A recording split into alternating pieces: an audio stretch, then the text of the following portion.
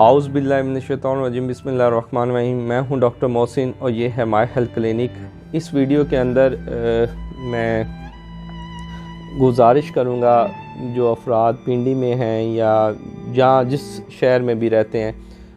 क्योंकि ये जो सीज़न चल रहा है अभी इस मौसम के अंदर एक इवेंट आता है जिसको कहते हैं बसंत मेला। उसके अंदर पतंग उड़ाया जाता है और जहाँ लोग इसकी तैयारियां करते हैं उसके लिए वो डोर बनाते हैं, वो पतंग बनाते हैं, ख़रीद के रखते हैं। हालांकि पाबंदी होती है, कभी उठा ली जाती है, कभी लगा दी जाती है।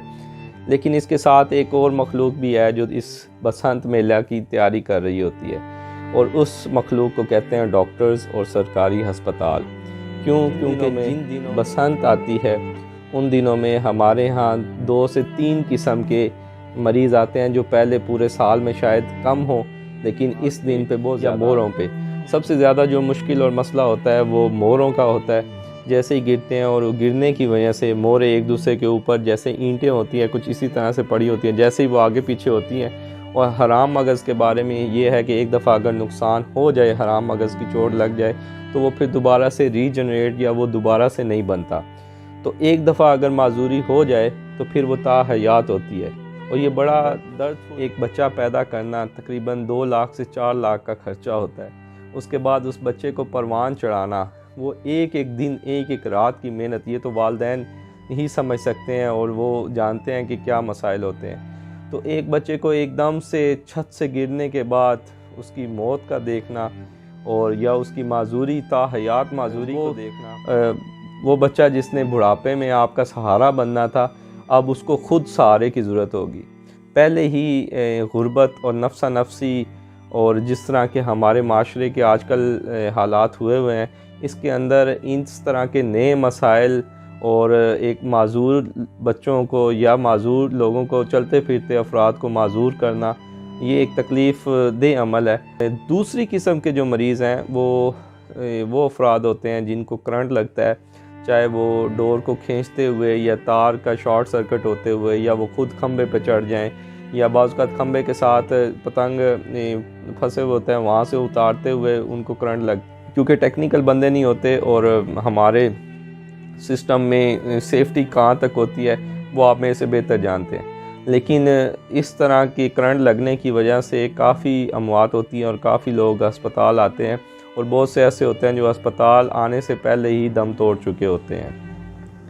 तीसरे किस्म के जो मरीज़ हैं वो बसंत वाले दिन आते हैं जिनकी गर्दन के ऊपर डोर चली हुई होती है और वो बिल्कुल ऐसे होता है कि जैसे किसी ने छुरी चला दी है।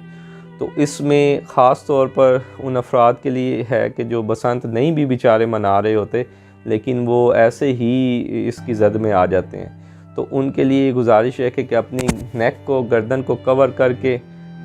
चलें। अगर बाइक पे हैं, बाइक की स्पीड 20-40 से ज़्यादा ना करें और हेलमेट ज़रूर पहनें और कोशिश करें कि अपने बच्चों को आप बाइक के आगे ना बिठाएं, क्योंकि कोई भी डोर आ रही होती है, इवन गली के अंदर भी, तो वो डोर वहाँ फंसने की वजह से इतनी बारीक होती है कि दूर से और आप अगर स्पीड में हैं तो वो दिखाई नहीं देती। तो उसमें उसकी जद में आने से बहुत से बच्चे हैं, आप ये तस्वीरें हज़ारों की तादाद में हैं जो बेचारे खुद से कभी कोई स्कूल से या एकेडमी से वापस जा रहे हैं शाम में, तो उनको इसका सामना होता है। और अच्छा खासा एक बच्चा जो है वो कटी हुई गर्दन के साथ, और बाप की हालत ये होती है कि वो किस को इल्ज़ाम दे और वो किस पे अपना गुस्सा निकाले। तो वो बिल आखिर वो कभी डॉक्टर्स पे होता है, कभी अस्पताल के अमले पे निकलता है, लेकिन वो हकीकत में हमारे माशरे का मसला होता है कि हम इसको सेफ़ तरीके से मनाएं या फिर इसका कोई सद्देबाब किया जाए। चौथी किस्म के जो मरीज़ हैं वो लोग आते हैं कि जिनके जिस्म के मुख्तलिफ़ हिस्सों में, सर पे, गर्दन पे, बाजुओं पे गोलियां लगी हुई होती हैं। होता यह है कि जब भी बसंत मेला आता है तो लोग, कुछ अफराद ऐसे भी होते हैं जो हवाई फायरिंग कर रहे होते हैं, लेकिन उनको ये मालूम नहीं होता कि ये जो गोली आप ऊपर की तरफ डायरेक्शन करके फ़ायर करते हैं ये वापस भी आती है, और ये जब वापस आती है तो बहुत ज़्यादा तेज़ स्पीड के अंदर आती है और तेज़ स्पीड से आते हुए ये कहीं ना कहीं ज़मीन पे ज़रूर गिरती है। और होता यह है कि पहले तो अफराद, गर्मी के मौसम में तो ये होता है कि लोग छतों पे सो रहे होते हैं, तो एकदम से उनको कुछ चुभन की एहसास होता है कि कोई चीज़ लगी है और वो आते हैं तो उनकी जिल्द के अंदर गोली पड़ी हुई होती है। बाज़ का मुख्तलिफ़ जगहों पे, इवन सर के ऊपर बच्चों को लग के आ रही होती हैं कि जी एकदम से कोई चीज़ गिरी है और समझ नहीं लग रही और खून निकल रहा है, तो उसका जब हम एक्सरे करवाते हैं तो एक्सरे के अंदर वो गोली या बुलेट वो नज़र आ रही होती है। तो बाज़ का तो उसको निकाल पाते हैं, बाज़ का तो उसको निकाल इतनी डेंजरस जगह पे वो होती है कि हम निकाल भी नहीं पाते, क्योंकि निकालने से मज़ीद नुकसान ज़्यादा होता है। तो उसके लिए ज़रूरी है कि उन अफराद से दरख्वास्त करें कि आप हवाई फायरिंग से परहेज़ करें। अगर आपको खुशी है तो उसका कोई और तरीके से सेलिब्रेट कर लें। किसी को हमारे तो इस्लाम में है कि जिसने एक इंसान की जान बचाई उसने इंसानियत की जान बचाई, और मुसलमान वो है जिसके हाथ और ज़ुबान से दूसरे लोग महफूज हैं। तो आपने तो हवाई फायरिंग की,